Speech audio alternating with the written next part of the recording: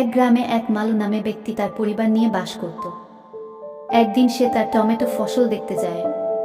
Tomato ফসলটি দেখে সে বলে, এ কি সর্বনাশ হয়েছে আমার! আমি এখন কি করি? আমার সব টমেটো তো নষ্ট হয়ে গেছে। কি করি? একটা গাছে শুধু একটা করে ভালো টমেটো আছে, বাকি সব টমেটো নষ্ট হয়ে গেছে। কি হবে এখন? আমি এখন কি করি? এরপরে টমেটো ফসলটি দেখে সে মন খারাপ করে বাড়িতে আসে।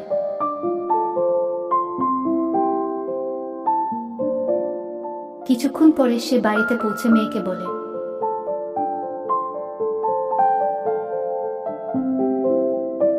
আজকে টমেটো ফসলটি দেখতে গিয়েছিলাম, সব টমেটো তো নষ্ট হয়ে গেছে। একটা গাছে মাত্র একটা করে ভালো টমেটো আছে, বাকি সব নষ্ট হয়ে গেছে। মা, কি করবো এখন আমরা?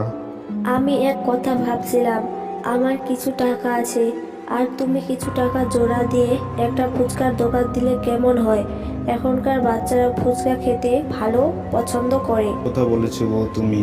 আমাদের এখন তো ঠিকমতো ফসলও হচ্ছে না। আমি যদি কিছু টাকার ফুচকা বিক্রি করতে পারি, আর এদিকে যা ফসল হবে তাতে আমাদের দিন চলে যাবে। বাবা, আমিও এখন ফুচকা খেতে পারবো। কি মজা, কি মজা!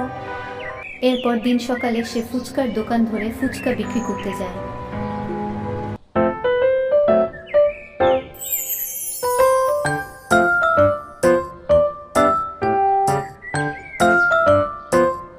কিছুক্ষণ পরে সে এক গ্রামে গিয়ে ফুচকা বিক্রি করতে থাকে।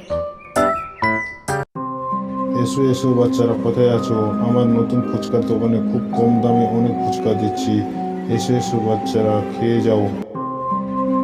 এরপর কিছুক্ষণ পরে এক ছেলে এসে বলে,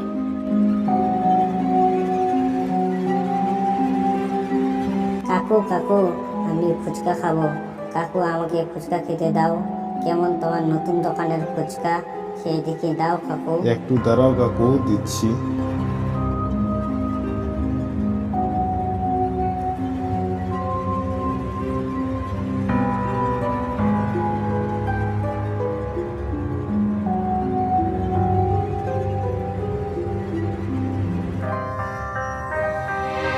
এইভাবে সারাদিন ফুচকা বিক্রি করে। দিন শেষে বাড়িতে আসে। বাড়িতে আসার পথে এক দুষ্টু শিয়াল এসে বলে, আমি তোমার ফুচকাগুলো খেয়ে নেব। হি হি হি হি। আমি অনেক দিন ধরে ফুচকা খাইনি। আমি তোমার ফুচকার বাক্সটা নিয়ে যাব, আরাম করে খাবো। হি হি হি হি হি। এই বলে শিয়ালটি তার কাছ থেকে ফুচকার বাক্সটি নিয়ে যায়। তার কাছে লাঠি বা হাতিয়ার না থাকায় চুপচাপ করে দেখে থাকে।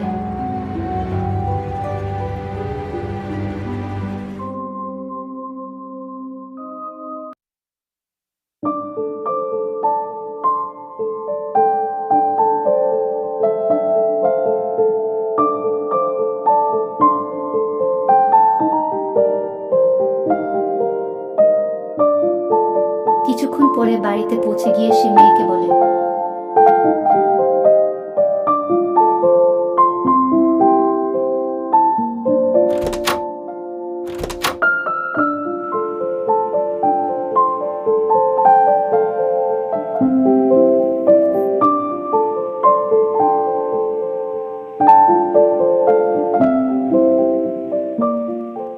মারে, আমি যখন রাস্তা দিয়ে আসছিলাম তখন একটা শয়তান শিয়াল আমাদের ফুচকার বাক্সটি এসে নিয়ে যায়।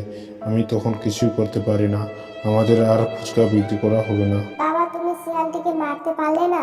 না রে মা, আমার কাছে হাতিয়ার বা লাঠি না থাকায় আমি শিয়ালটাকে কিছুই করতে পারিনি।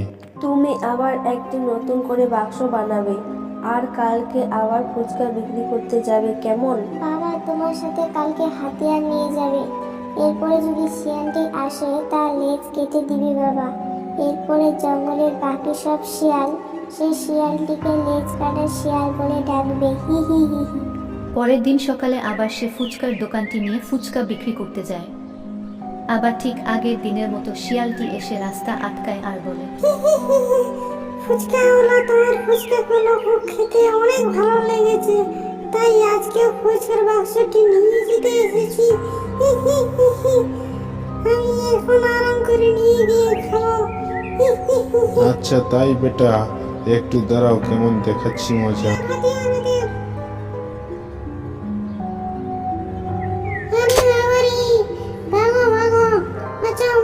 বাঁচাও।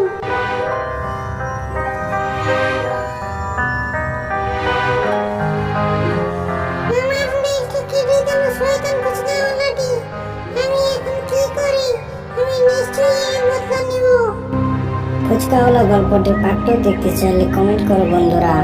আর এমন নতুন নতুন গল্পের ভালো ভিডিও পেতে আমার চ্যানেলটি সাবস্ক্রাইব করো।